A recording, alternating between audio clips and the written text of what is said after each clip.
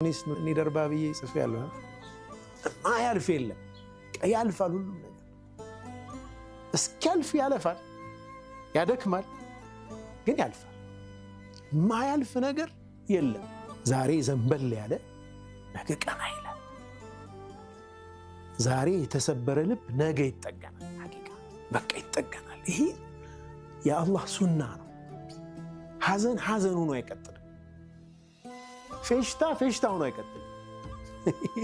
እኔ ደርባብዬ ጽፌያለሁ። ማያልፍ የለም፣ ያልፋል። ሁሉም ነገር እስኪያልፍ ያለፋል፣ ያደክማል፣ ግን ያልፋል።